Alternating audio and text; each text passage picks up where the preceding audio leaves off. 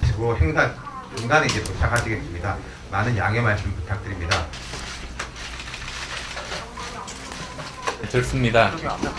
오늘 언론인 여러분들을 모시고 부산 시민들께 새정치추진위원회 활동에 대해서 말씀드리고자 찾아뵙습니다. 또한 한국 정치를 바꾸고자 하는 부산 시민 여러분의 다양한 말씀을 귀 기울여 듣고자 합니다. 저희 새정추는 더 이상 우리 정치가 이대로 가서는 안 된다. 그리고 국민을 생각하지 않는 정치는 바뀌어야 한다는 확신과 굳은 의지를 가지고 출범하였습니다. 정치를 바꿔달라는 국민적 요구와 새정치에 대한 시대적 흐름을 담아내는 큰 그릇을 만들어 보겠습니다. 수십 년 지속되어 온 기득권 세력의 적대적 공생관계를 깨뜨리는 것이 결코 쉬운 일은 아닐 것입니다. 그러나 나라와 미래와 국민의 형편을 생각한다면 반드시 해내야 한다는 소명의식 그리고 위기의식을 가지고 있습니다. 한국 정치의 혁신은 부산에서 시작되어야 합니다. 무엇보다 부산은 지난 90년에 이루어진 3당 합당의 정치적 굴레에서 벗어나야 합니다. 3당 합당 이후 부산은 20년 이상 특정 정당의 절대적 아성이었습니다. 중앙정치도 지역정치도 단체장도 모두 특정 정당이었습니다. 하나의 정당을 위한, 하나의 정당에 의한 부산의 20년 자화상 초라하기만 합니다. 지난 대선 때 제가 부산을 방문했을 때 3분기 부산 지역 생산이 전국에서 두 번째로 많이 감소한 반면 물가는 두 번째로 많이 오른 것으로 조사되었습니다. 또 그 당시 수출도 전년 동기 9.2% 감소했던 걸로 기억합니다. 그러나 올해 부산의 경제 사정이 나아졌다는 이야기는 듣지 못했습니다. 대한민국 제2도시에 변변한 기업 하나 없습니다. 국내 100대 기업 중에서 한진중공업 하나가 있다고 들었습니다. 그나마도 많은 부분은 외국으로 옮겨가서 빈 껍데기라는 말이 돌고 있는 실정입니다.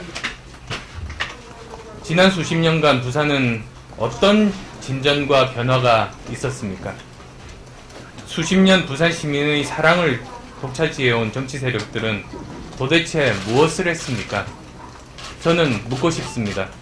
과연 정치는 제 역할을 한 것입니까? 20년 이상 한 정치 세력에게 부산의 발전을 맡겨온 지금 부산 시민 여러분들은 과연 행복하십니까? 정말 안녕들 하십니까? 해양, 물류, 금융, 영상 중심 도시로 나가려는 부산의 꿈은 가능한 것입니까? 이 자리에서 분명히 부산 시민은 요구해야 합니다. 정부와 새누리당은 부산 발전 전략의 로드맵을 당장 제시해야 합니다.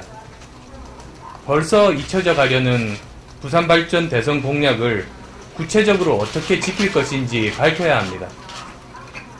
정치의 기본은 신뢰인데 약속을 지키지 못하는 정권이라면 마땅히 책임을 물어야 하지 않겠습니까? 부산 시민 여러분, 이제 부산은 새로운 정치의 대안을 찾아야 합니다.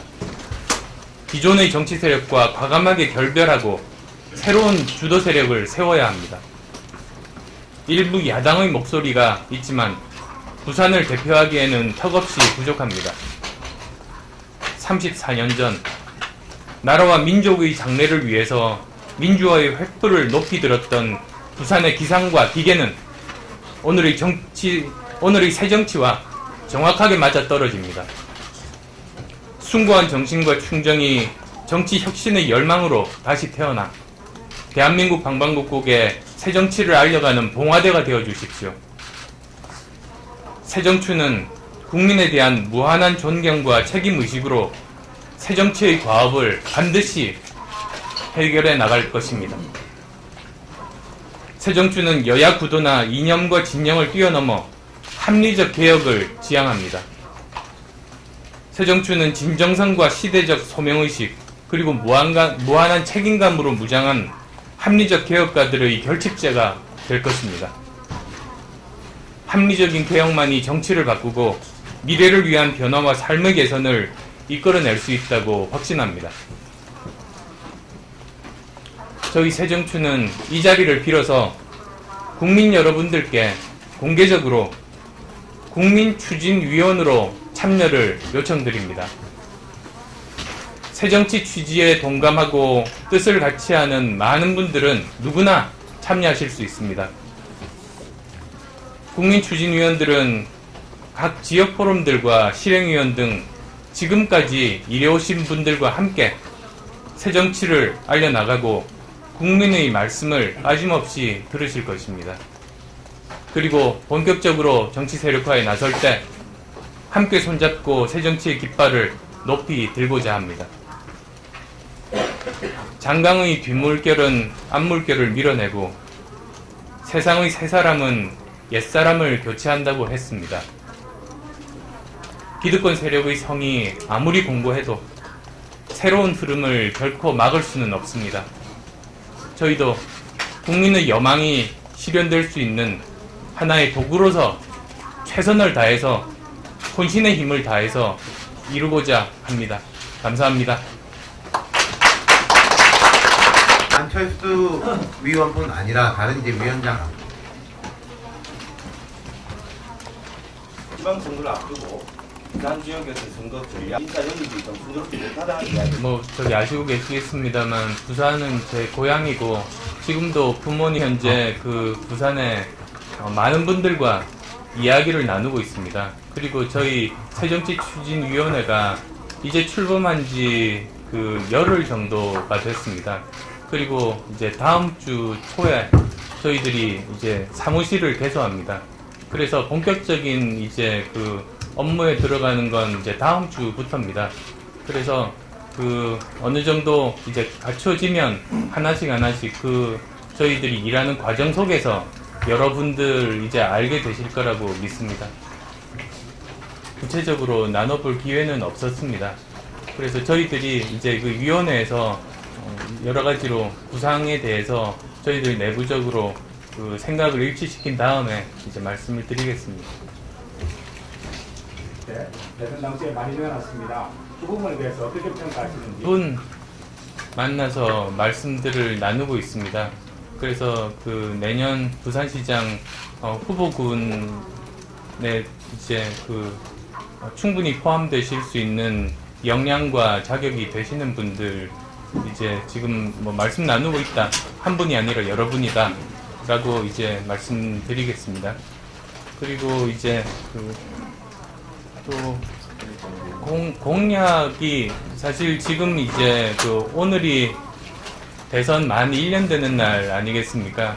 그리고 또 그 당시에 그 박근혜 후보께서 부산에 대한 여러 가지 그 공약들을 말씀을 하셨습니다. 그래서 뭐 저기 선박금융이라든지 또는 우리 여기를 그 이제 그 해운의 중심으로 만드는 그런 계획들이라든지 또 신공항 문제라든지 아주 다양한 여러 가지 그 말씀들을 하셨는데 지금도 제대로 추진되지 않고 그 정부에서 여러 가지로 반대들에 많이 지금 부딪히고 있습니다. 거기에 따라서 부산 시민 분들께서 그 굉장히 답답해하시고 그 점점 신뢰할 수 없다는 그런 여론들이 비등한 걸로 저도 이제 알고 있고 여기 계신 많은 또 저희와 함께 하신 포럼분들, 실행위원분들께 말씀들을 들었습니다. 그래서 제가 아까 모두 발언에서 말씀드린 것처럼 그 정치는 약속과 신뢰입니다. 그런데 그런 약속 중에서도 저는 가장 중요한 것이 대선 공약이라고 생각합니다. 그것에 대해서 그 지키지 않는 것도 문제이고 또 만약에 사정이 있다면 거기에 대해서 누가 충분히 설명을 하고 또는 그 유감 표명 내지는 사과를 하고 그래서 누군가는 책임을 져야 되는데 그런 모습들이 보이지 않고 있다는데 저도 국민의 한 사람으로 실망스럽다는 말씀 드리겠습니다. 다른 위원장님들한테도 좀 질문을 많이 주시고요. 그리고 좀 전에 이제 안철수 의원이 모두 발언에서 이제 뭐 국민 추진 해야 된다는 문제의식을 가진 어떤 분도 가입하실 수 있습니다. 저희들이 이제 곧 저희들이 홈페이지를 통해서 그리고 다음 주 월요일 정도에 저희들 사무실이 이제 열리면 그때 전화나 팩스 등 또는 뭐 방문도 좋겠습니다.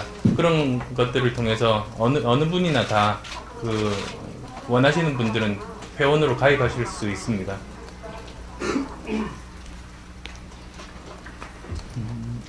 위원회는 애당초 출발이 국민들의 요구에 의해서 정당을 추진하게 된 거 아니겠습니까? 국민들이 뭘 요구하는 것인가, 또 국민과 함께 그런 꿈을 어떻게 실현시켜 나갈 것인가, 여기에서 출발을 해야 될 겁니다. 그래서 국민 추진위원들은 바로 이제 이런 역할을 하게 될 겁니다. 오늘날 정치에서 가장 큰 문제는 국민이 보이지 않는 거 아닙니까? 국민이 전혀 보이지 않는. 지금 부산의 경우에도 여러 가지 약속 공약했지만 약속이 전혀 지켜지지 않습니다. 앞으로 부산시장 후보도 결국은 시민과 함께하는, 시민과 함께 꿈을 만들어가고 시민과 함께 그 꿈을 실현해 나가는 그런 사람들을 우리가 만들었으면, 시민 후보를 만들었으면 하는 사실 제 나름대로 바람이 있습니다. 그래서 국민추진위원회는 바로 우리가 국민과 함께하는 그런 틀을 만드는 기초가 됩니다. 모든 사람들이 다 참여할 수 있는, 여기에 뜻을 같이 하는 사람들은 전부 참여할 수 있는, 10만이 되건 100만이 되건 1000만이 되건 이 숫자가 많으면 많을수록 국민의 정치개혁에 대한 변화에 대한 욕망이 강한 거고, 이런 숫자가 많을수록 한국 정치에서 그게 꿈이 실현이 되는 겁니다. 국민들이 여기에 정말 50%, 60%, 70% 가입을 하셔서 이번 기회에 정말 한국 정치를 한번 바꿔보자. 근데 열망이 담겨지면 그걸 반드시 해낼 수 있게 되는 겁니다. 그래서 그런 이제 광장을 선발의 개념이 아닌, 위초부 개념이 아닙니다. 함께하는 그런 개념으로 많은 분들이 동참하셔서 같이 뜻을 함께 하시고 제안도 해주시고 또 함께 토론도 해나가고 또 실험도 해나가고 그런 정당을 저희가 한번 만들어봤습니다. 세계에서 없는, 다른 나라에 그런 정당이 사람이 없을 겁니다. 우리나라는 그런 정당이 가능합니다. 우리나라처럼 SNS 기반이 넓은 나라가 없잖아요. 그래서 그런 정당을 저희가 한번 꿈꾸고 있습니다. 그래서 많은 분들이 함께 해주셨습니다. 특히 부산은 변화의 중심, 그런 새정치 바람이 부산에서 출발해서 전국적으로 확산되어 갔으면 하는 그걸 바라면서 부산에서 많은 분들이 시민들께 참여했으면 좋겠다, 이런 바람을 가지고 있습니다. 이제 본인들이 희망하면 발기인으로 참여할 수도 있고, 뭐 다음번에 참여할 수도 있고, 그건 이제 각자의 뜻에 따라서 하겠지만, 이 추진위원들이 아이가 새정치를 함께 할 수 있는 우리 풀뿌리 기반이 되는 것이다, 이렇게 이해해 주시면 되겠습니다. 위원장이 된 게 어떤 후보가 되기 위해서 된 것이 아니라는 것. 그 다음에 지금 김효석 위원장께서 말씀하신 것처럼 국민이 다 함께하는 그러한 정당을 만드는 아주 작은 몫의 역할만 한다는 얘기를 여러 번 드렸는데도 불구하고 그런 질문을 하시는 게 제가 아마 처신을 잘 못하고 있는 것 같습니다. 뿐만 아니라 지금 말씀하신 것처럼 당을 달리하기 때문에 뭐 우리가 여러 가지 조심스러운 말씀이긴 하지만 박원순 시장이 어떻게 만들어졌는가라는 것에 대해서 저희들은 믿지 않고 있습니다. 뭐 저도 공식 조직에 의하면 민주당과 후보 단일화를 거친 이후에 공동선대위원장의 한 명이었고, 또 솔직하게 말하면 박원순 시장이시지만 안철수 의원을 빼놓고 생각할 수도 없는 거 아니겠습니까? 뭐 그런 것을 우리가 잊지 않고 있고요. 저 개인 스스로는 공동선대위원장이었고 현재 박원순 시장이 하고 있는 생활행정을 굉장히 높게 평가하는 사람이라는 것으로서 답변을 대신하겠습니다. 민주당과의 관계 설정 이야기를 하셨는데 안의원님 저희들이 지금 이제 새정치추진위원회를 출범한 이유가 현재 대한민국 정치 구조가 문제가 많지 않습니까? 심각한 현안들에 대해서 특히 지금 현재 엄중한 동북아에서 거대 강국들에서 전투기가 해상을 날아다니고 있는 그런 엄중한 시점에 우리 대한민국 국회에서는 엉뚱한 일로 싸우고 전혀 거기에 대해서 어떤 해결책이나 미래 비전을 제시를 못하고 있습니다. 그리고 또 국내 상황을 놓고 보면 여러 가지 중요한 민생 문제들이 있는데 거기에 대해서도 오히려 그 뒷전입니다. 오히려 어떻게 보면 그 다음 정권을 누가 잡을 것인가만 관심이 있는 듯한 국민들이 보시기에 그런 것들이 국민들이 대한민국 정치를 불신하는 제일 중요한 이유가 아닌가 합니다.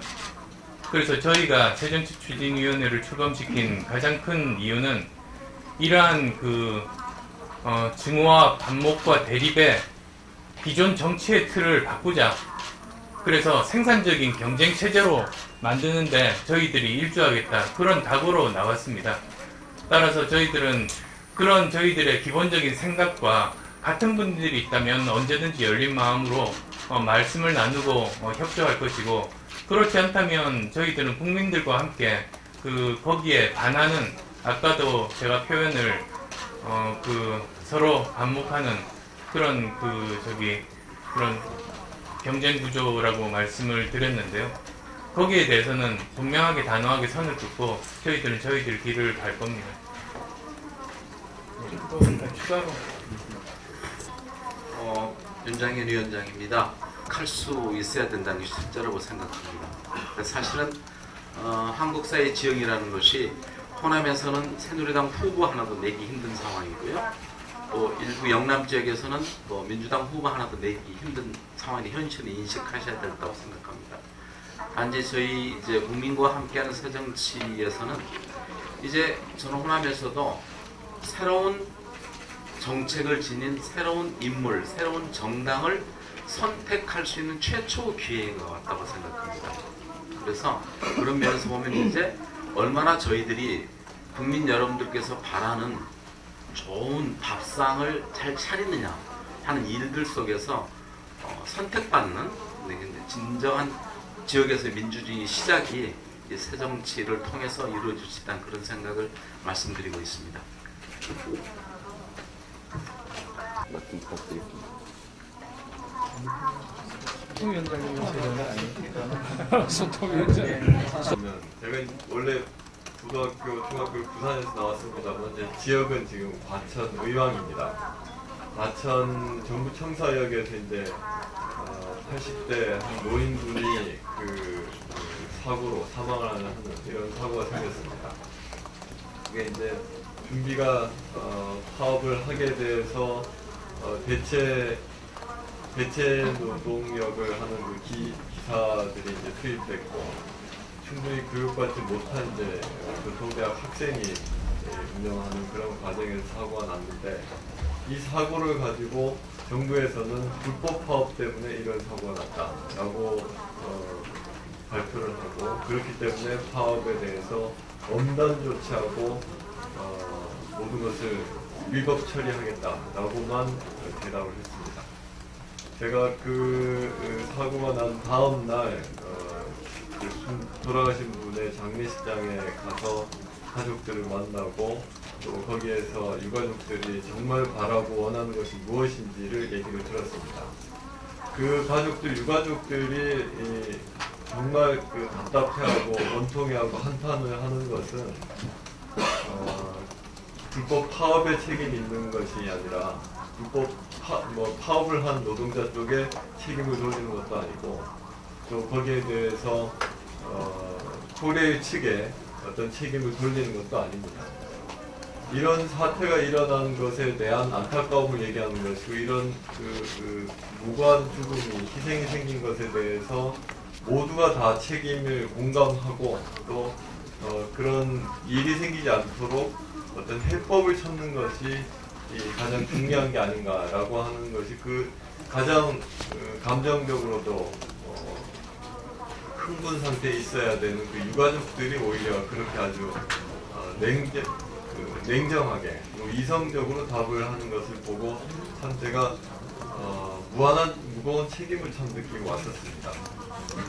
그 사고의 원인이 어디에 있었던 것은 차치하고라도 정부에서 이런 문제로 국민의 생명이 희생되지 않도록 하는 것이 가장 중요한 것이 아닌가 생각을 하고, 그러기 위해서는 파업을 할 수밖에 없는 노조 측이나 또 시민들의 목소리나 코레일 회사 측의 목소리나 이런 사정을 종합적으로 수용해서 어떤 해법과 대안을 찾는 것이 정부가 해야 될 태도라고 생각합니다.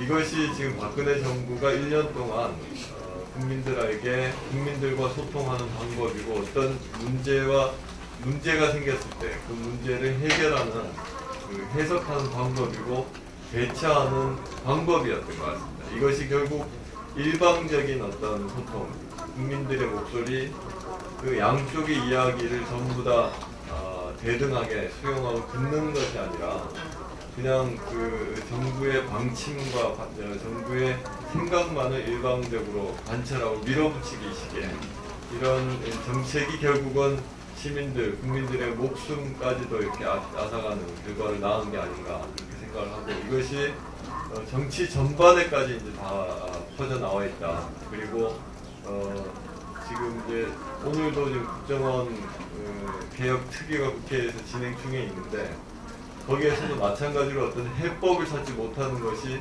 여야가 어떤 국정원 개혁이라고 하는 큰 목적을 가지고 그 개혁에 대한 아이디어를 모으는 것이 아니라 상대방에 대한 비난의 장소, 계기로만 자꾸 이제 악용하고 있다.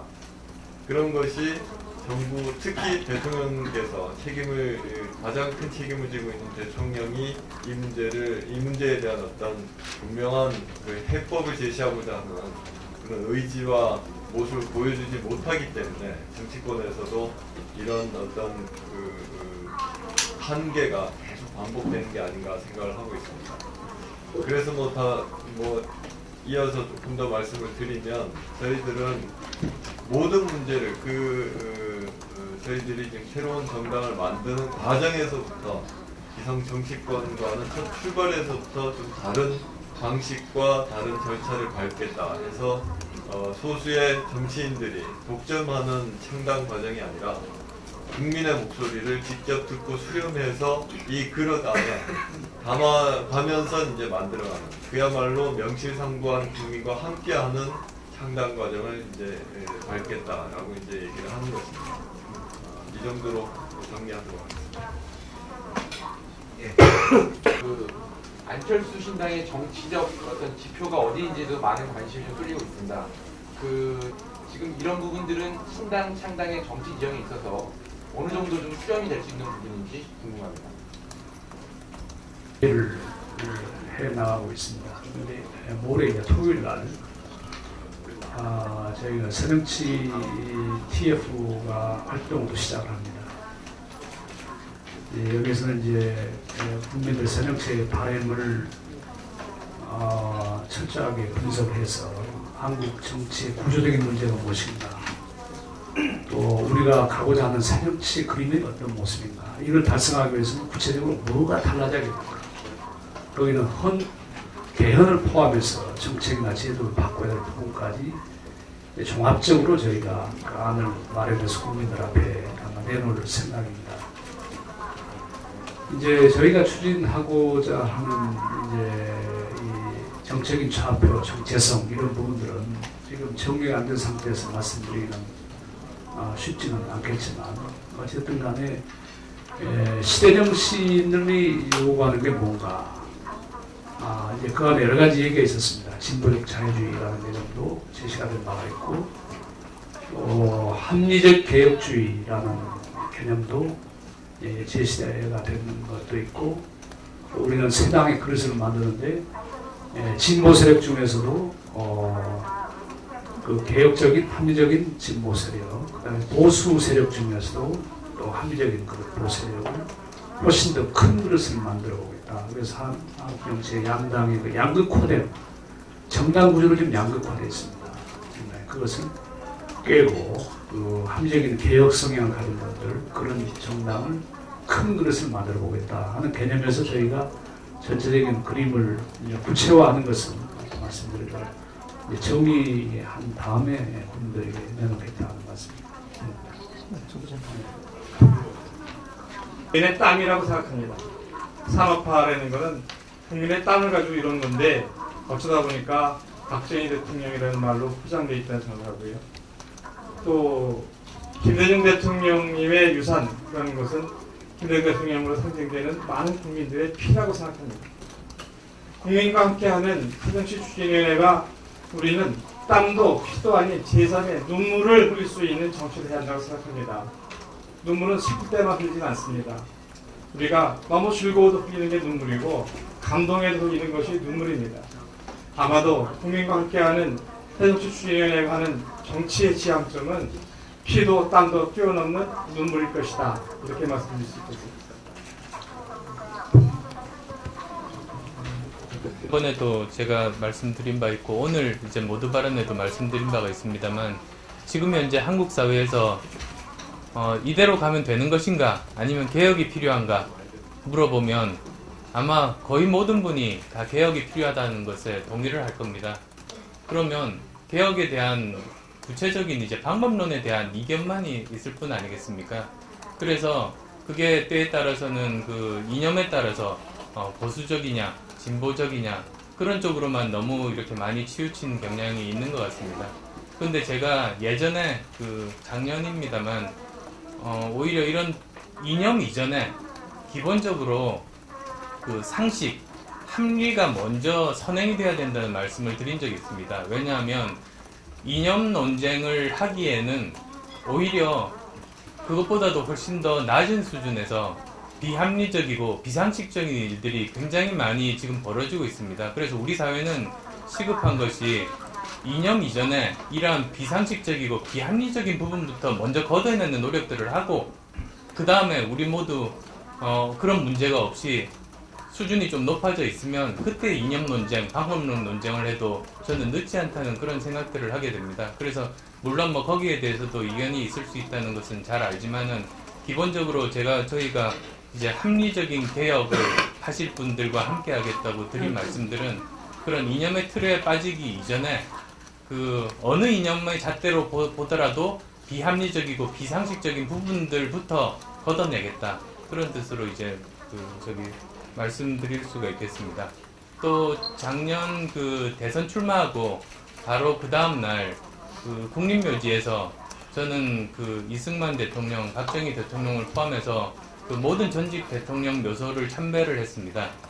그리고 그 이유는 여러 가지 또 거기에 그 의견들이 있을 수는 있습니다만 그분들 다 우리 대한민국의 역사입니다. 그리고 모든 분들이 공과 과가 있습니다. 공만 있는 분 없으시고 과만 있는 분도 없으십니다. 그러면 지금 현재 우리가 해야 될 일은 공은 받아들이고 극대화하고 과는 극복해 나가고 거기에서 교훈을 얻어서 같은 실수는 다시 반복하지 않는 게 지금 현재 현대 우리가 살아가야 될 그런 자세라는 생각에 그렇게 모든 분들을 참배를 했다는 거 말씀드립니다. 다음 시간들도 이렇게 봤을 때 양보한 거를 잘했다고 생각하십니까? 뭐 짧지만 지금까지 제가 여러 가지 일들을 해왔습니다. 그 과정 속에서 잘 됐던 좋은 결과를 냈던 것도 있고 좋지 않은 결과를 냈던 적도 있습니다. 그런데 그럴 때마다 저는 기본적으로 뒤돌아보지 않는 그런 방법으로 계속 일들을 추진해 왔습니다. 그래서 물론 과거 일에 대해서 성찰들은 꼭 필요합니다. 미래를 위한 전진을 위해서. 그런데 그때 감정 소비하는 식의 후회는 저는 절대로 하지 않습니다. 오히려 지난 일에서 제가 어떤 점들이 부족했나, 그리고 거기에서 어떤 교훈을 얻을 수 있는가, 그리고 앞으로 어떻게 하면 같은 실수들을 반복하지 않을 수 있는가, 그렇게 생각하고 지금까지 일들을 해왔습니다. 그래서 작년 대선 때의 경우 같으면 결국은 저도 대선 패배의 책임자입니다. 그래서 국민들께 정말로 죄송하다는 말씀 드리고 싶습니다.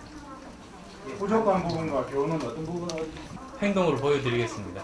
잠시만요. 제가 기자로 여러 직업을 했습니다. 그래서 의사였었고 컴퓨터 전문가였었고 그 다음에 이제 그 기업 경영자였었고 대학 교수였었고 지금 이제 정치를 하고 있습니다.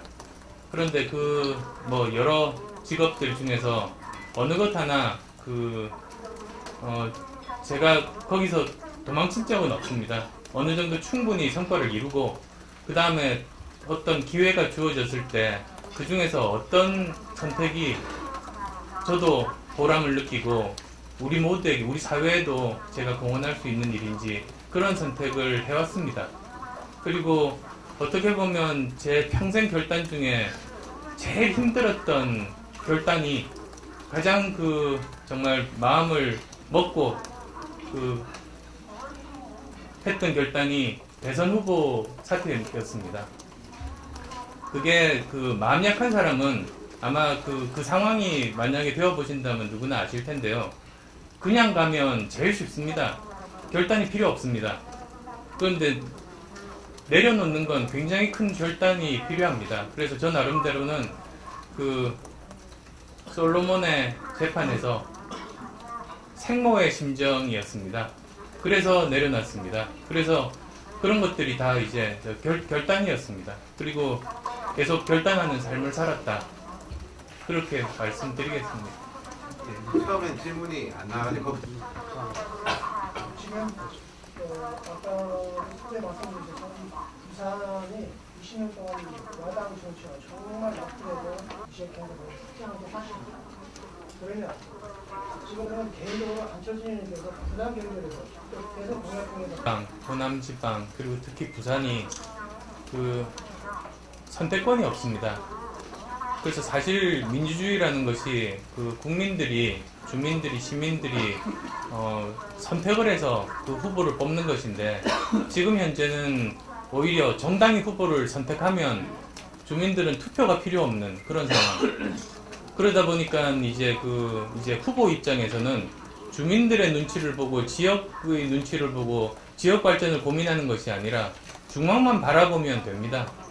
그런 것들이 지금 현재 결과를 저는 불러왔다고 생각합니다. 그래서 주민들에게 투표권을 돌려주는 일, 상징적으로 말씀드리면 그래서 주민들이 선택하실 수 있는 그런 환경을 만들어 드려야 된다고 생각합니다. 그리고 그건 이제 저희도 충분히 좋은 후보를 발굴하고 열심히 알려드리고 그런 노력들 꼭 필요할 것이고 그리고 만약에 저희들에게 기회를 주신다면 부산을 어떻게 발전시키겠다는 구체적인 말씀들을 드리면서 저희들이 설득해 나가야 된다고 생각합니다.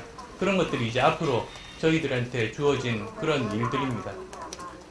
한 말씀만 보태자면 이제 그리고 또 한편으로는 지역 간의 불균형 발전에 대해서도 많은 문제를 제기하고 계시죠. 근데 어떻습니까? 본질의 문제는 수도권에 집중되어 있는 문제, 수도권과 지역의 문제를 어떻게 균형을 바로잡는 문제가 크다고 생각합니다. 그래서 저희 국민과 함께한 새정치 추진위원회에서는 이 지역의 문제를 지방으로 보지 않고 어떻게 수도권에 집중된 문제를 지역의 균형을 잡아자는 문제와 더불어서 또는 진정한 지방자치, 지금 20%밖에 되지 않지 않습니까? 재정 문제나 그리고 분권과 지방자치에 대한 문제들을 저희들이 중요한 화두로 앞으로 삼아갈까 생각하고 있습니다.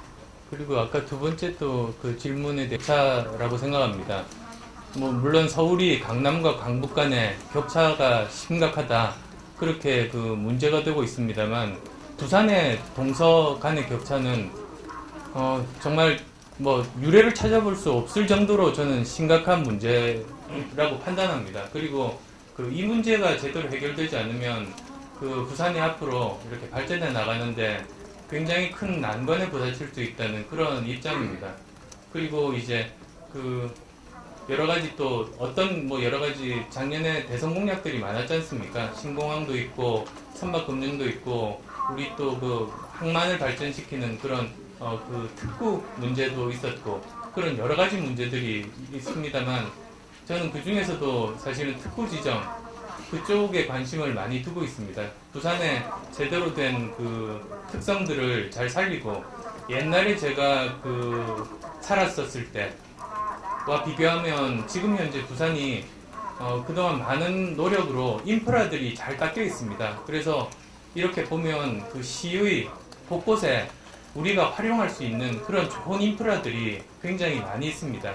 이것을 제대로 잘 엮어서 창조적으로 만드는 것이 이제 부산 행정을 책임지는 시장님이 하셔야 될 역할이라고 보고, 저는 그 어떤 분이 시장이 되느냐에 따라서 굉장히 저는 많이 바뀔 수 있는 가능성들이 지금 많은 도시가 또 부산이다. 그렇게 믿고 있습니다. 예, 많은 질문이 있으시겠지만 또 안철수 의원하고 송호창 의원은 오후에 국회 본회의가 있어서 또 서울로 바로 돌아가게 모두 부분을 이제 언론 여러분께 공개해 드리는 것으로 하겠습니다.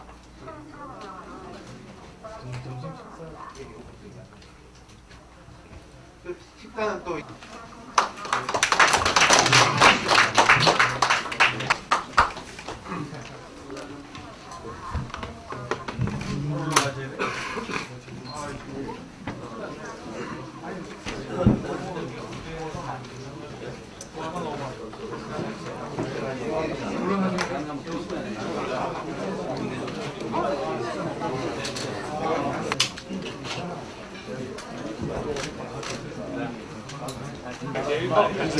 연합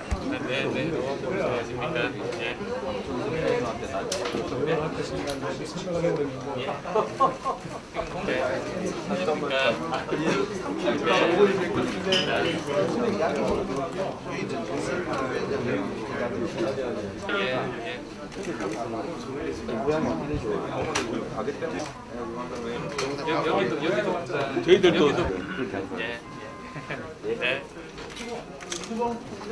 식사 같이. 예.